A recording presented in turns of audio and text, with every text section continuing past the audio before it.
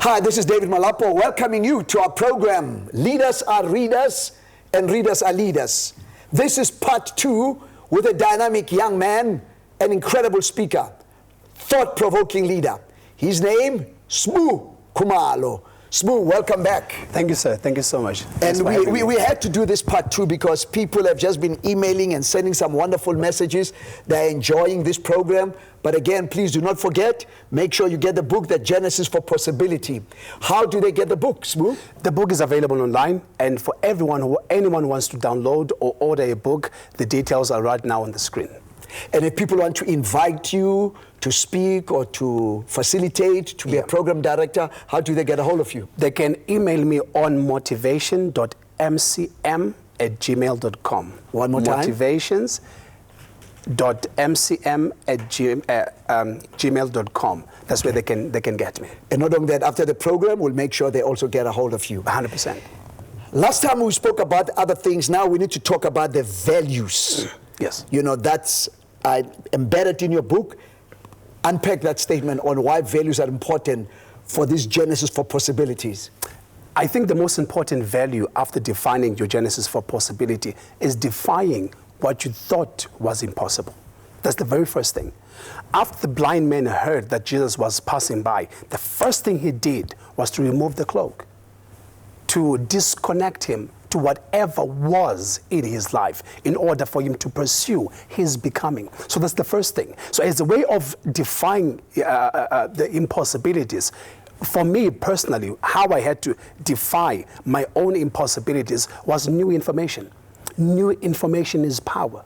New information challenges your thought. There was a man whom you featured, sir, in one of your videos, who said in order for us to challenge our yesterday, we need to have a necessary conversation about our yesterday, which is going to confirm the brighter tomorrow. So what is it that you need to start saying to yourself on a daily basis? It's not enough for Dr. Molapo to tell me how powerful I am. What do I say about myself? It's not enough to receive prayers, anointing, and all encouragement from different types of speakers. Until I've conceived it myself, whatever they do will just stay on a certain sec until I believe in myself. And Smoo, that's important because the problem is ownership. Yes. We think if I can have this pill, if somebody can pray for me, if I can be mentored by so-and-so, things will change. But at the end of the day, ownership is important. It should 100%. be a non-negotiable value. You need to own this process because it's your life at the end of the day. Definitely. The worst lie one can ever tell themselves is if I can make $1 million. Don't know if you've heard that lie before. Oh man, Jay, if I can just have $1 million, I will do 1, 2, 3. People are going to tie themselves to that perspective truth for the longest of time, and possibly it will never yield a certain result in their life. So the first thing after understanding the Genesis for Possibility is to defy the impossibilities with new information. Read. But that's from what a you need rural to. area, somebody can say, but where do you read? Did you have to go to the library?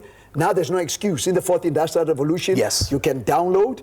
But what I heard, the first program, you said you invested in yourself. Yes. Because the problem is people don't want to buy books. That is why this program, Readers Are Leaders, Leaders Are Readers, so that people can buy and learn certain things from you. Talk to me about it. Dr. David, until you've seen yourself somewhere, you're not going to have the interest of empowering yourself. Until I've seen myself sitting next to you, I would never invest the way I did. Like many others listening to us and watching us, I never had money, never had gadgets, never had the privileges we do have today of gadgets and free Wi-Fi and so forth. I literally had to do whatever necessary, right, of course, in order for me to get access to books, libraries, and to a point of even go to people's laptops and just checking, do we have something that I can read? Do we have something that I can learn from? As soon as I've seen myself somewhere, you know, I was saying this morning to a number of friends that fear is at its best in the absence of clarity. Until I see myself there, I'll never see it necessary for me to do what's necessary now. Is it because we don't want to pay the price? You know, unfortunately, society has made success easy. Yes. The road to success is just easy. Yes, yes. People don't want to pay the price. 100%. And you had to pay the price. Definitely. And today you're reaping the benefits. You're Yes. not 100% yet there. Yes, But yes, bottom yes. line, you have to pay the price. 100%. Why is it that young people somehow have this obsession with just quick success? I think they lack the definition of understanding a persona, a perception of a person from its reality. I fell in love with Dr. Molapo. God be my witness. I fell in love with Dr. Molapo not because of his success. I fell in love with how he overcame his personal challenges. I was like, that's the man I need to follow. So I removed the persona of the success. I imposed myself the reason and the focus of purpose. That's what I fell in love with. So I would say to the young ones listening to us today, don't be fooled with what you call success. Success has a price. For me to be here, I had to pay a price, which cost me over a decade for me to be. I never thought I would be sharing the stage with you. To me, I think I'm born again. You're kind, Baba. And what about some mature people? Notice I didn't say older people, mature people. Yes, yes. Some of them, because of coronavirus, they're out of a job. They've been retrenched. Yes. Hope is lost. What Yes. would you say to them? How can they have the genesis for possibilities in their lives? First, as we've mentioned, it starts from envisioning. See yourself somewhere. You know, if you go to someone in hospital who thinks they're dying, feeding by tubes, relying on a certain machine, just go and whisper and tell that person there's someone who's actually in the mortuary. That's hope for them. You are helping them to see beyond their current circumstances. The problem of most people is that, which was my problem at first, I would confine myself to that certain barometer, to that certain thing. I was at zero. I confessed being a zero at zero.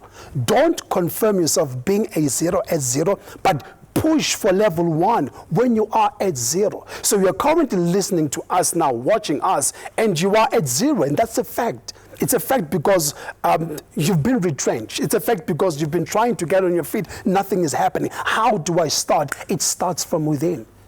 Starts from within. I want you to delve deep into that starting from within. When we come back, Smu's going to help us on how do we start from within when everything is lost.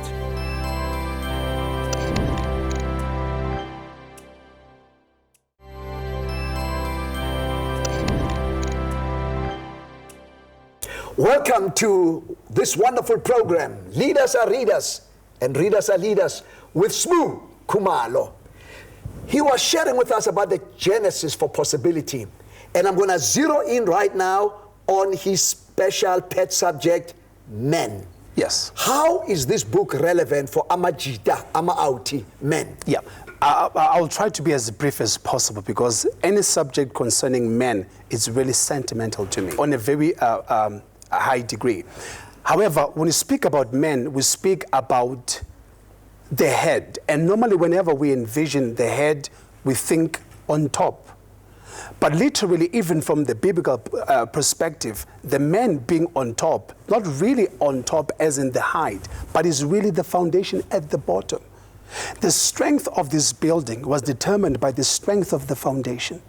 The strength of our nation going forward from here, having experienced all the gender-based violence and all the other social ills, will have to be determined by the strength of the foundation, which is men. And that leads me to a point of understanding the 4 types of men. Rather not say the 4 types of men, but men X4. Let me just entitle it Men X4. I grew up in a very messianic society that always labeled a well-dressed man of God. A well-articulated man of God. And being that same men of God called, busy abusing alcohol and abusing women and children. And I was led to think with no man. And myself growing up rather without having a father figure, I was searching for someone who's going to model that integrity, who's going to model that father figure for me as I was growing up. And then I had to question what really is a man. And then not just about 10 years ago, that was the definition I got about men. That in order for a man to be a true man, they need to go through 4 stages. Number 1, the first X about men is identity. You can never confuse your identity as a man. Secondly, is your family values. It is very important, very, very important, imperatively so, for a man to have family values. Because if you don't have family values, where is your resting place? What intentions are you or do you have about building this thing called life? And thirdly, you need to be conscious about your society. I need to be contributing something. I can't just work, go to church, come home. Work, go to church, come home. There must be a social club I'm going to be part of for me to impart positivity to young boys that are coming. Because just to say this in passing, majority of my generation have been raised by men that were not raised by men. True. That's why today my fight is not only my fight. I'm fighting demons my father actually didn't even overcome. I'm fighting demons my great-grandfather didn't overcome. So the stress upon me is way beyond the crisis we are facing as a nation. So I need to have a man, an identity of a man from God. And secondly, I need to be conscious about my family values. Thirdly, I need to be conscious about the society. Then fourthly, I can apply myself to being a man of God, to coach men. Let's go back to number 1, identity. Isn't that interesting? That's how the devil defeated Adam and Eve. Because they didn't have to prove anything. They were already like God. Yes. But the devil goes for Jesus. This time he didn't send small demons. Yes. The devil went directly to Jesus. Himself. The first thing that came out of his mouth, if you are the Son of God.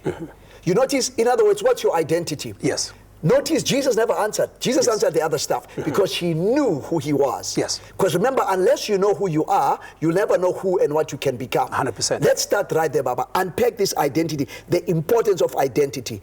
Right now, some of us as young men, we are trying to do a lot of things, but if the truth be told, deep down inside, we are crying out because we don't know who we are. Yes. Talk to us about 100%. You know, as you're speaking now, I'm just collaborating the two. The first question Adam received and the first question Jesus received. Well, they received from two different...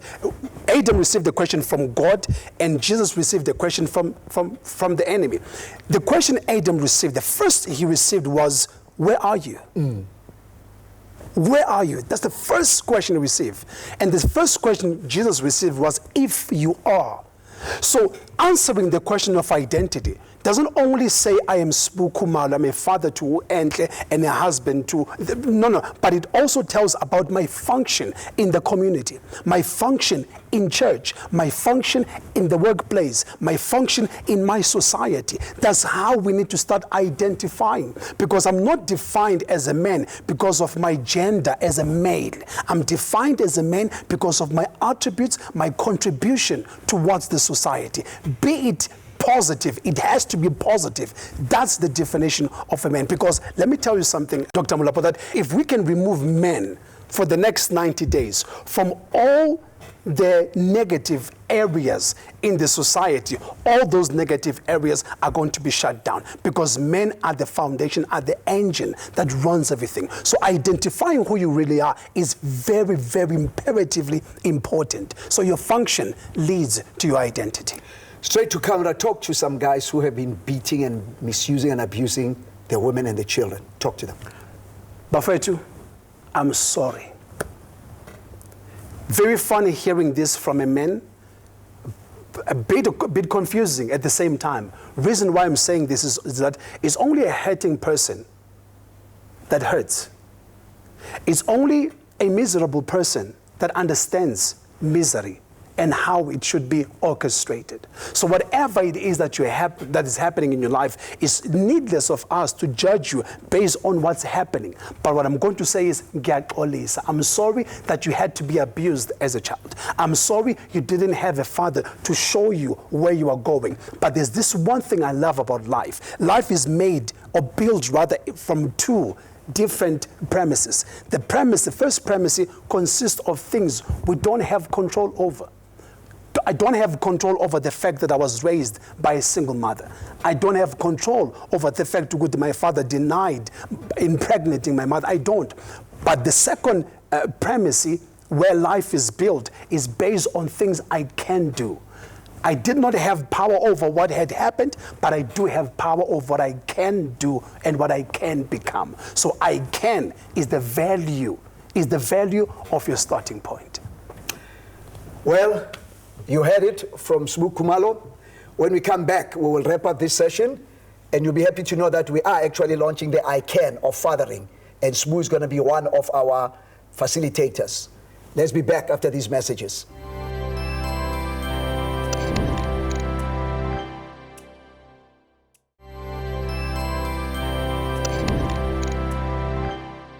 And we are back to Leaders Are Readers and Readers Are Leaders with a dynamic young man, incredible man, Khumalo. Smu, how do we start from within? The only word that comes to mind, Dr. Molapo, is hope. Hope is a result of experience and a result of belief. When David faced Goliath, he sent his resume before he sent the stone. I like that. That the God who saved me from the hands of the bear and the hands of the lion will save me from your hands. He took his experience and that breathed and brewed within him hope. You need to believe, as the Bible says, that as long as there's breath in your nostrils, there's still hope for you. So believe in that hope. That's where we need to start at. Because me sending the CV and it's not accompanied by hope, it might return void. Me starting a project without being accompanied with hope, it might go to void. Everyone is facing a Goliath. Myself, I'm facing a Goliath as I'm speaking. But there's a resume, there's a CV standing beside me, that the God who saved me on the day of my birth will save me. The God who, Dr. Molapo, was actually born blind. I personally was born blind. So the God who rescued me from that will rescue me from this. And this is what people need to start believing about themselves. And that is going to give them this faith to continue and fight until the end. Looking straight in the camera, a person is encouraged. I've been retrenched, I've lost hope. Now you've given me hope. What will be the next step after hope? 100%. Two words I would like to share with you: persistency and consistency. Now that you have hope, you're going to stand up and fight. And remember that motivation only lasts for the next 24 hours. Don't get me wrong. I've been motivating people for the past 16 years, and I can still stand and say motivation is not enough. 3 things you need to start doing in order for motivation to work. First, you need motivation to get started. And that's exactly what you just received from us now. Secondly, you need to start creating a positive habit about yourself, a positive attribute towards yourself, which is going to keep you going on a daily basis. And thirdly, consistency. You need persistency to get what you want. But in order to keep what you have, you need to be consistent. So don't give up. There are a number of no's you're going to get. But let me encourage you. A winner is a loser who lost 10 times but got back up 11 times. Smu, how can people get a hold of you? My details are on the screen, but on Facebook, I go as Nkosi Khumalo. On YouTube is Motivation with Khumalo, and all other platforms, Motivation with Khumalo. And what do you think you want to accomplish with this book, The Genesis for Possibility? A generation of self-believers, a generation of self-leaders. I can't lead a multitude if I haven't led myself. If I can just get that, my grave is the goldest one. Siyabonga, Baba. Thank you so much. And thanks so much for those encouraging words. And to me, my take home is hope, itemba, H-O-P-E. H, have a positive outlook on life. Get rid of negativity, because when you're negative, you become cynical. And when you're cynical, you paralyze all kinds of positive action. Make a decision, be intentional, the letter H in the acronym HOPE, to have a positive attitude, possibility thinking. The letter O, have objectives. Remember, you can never run the race of life without objectives. Continue to have goals. Whatever they are, small, medium, whatever, continue to have goals. The letter P says, pursue an attitude of excellence. Folks, corporates need that. Organizations need that. Excel in everything you do. Be punctual. Do your work right. Do your work as if the only audience is heaven. Because when heaven is pleased with excellence, heaven will reward you. So have a positive outlook on life, have objectives, pursue that attitude of excellence, and the letter E in the acronym HOPE is all about enablement and empowerment. Remember, if Smoo Khumalo can do it, you can do it. Here's a young man from a rural area, a young man who had nothing, and today he's the author of a third book, doing very well. And God willing, through this relationship, he's going to go from strength to the next dimension. And if God can make his dreams come true, God can make your dream come true. So continue to dream big. Because remember, dreaming big is free of charge. Don't limit your dreams. Because when you limit your dreams, you limit your future. Continue to read. Because leaders are readers. And readers are leaders. Until next time, God bless.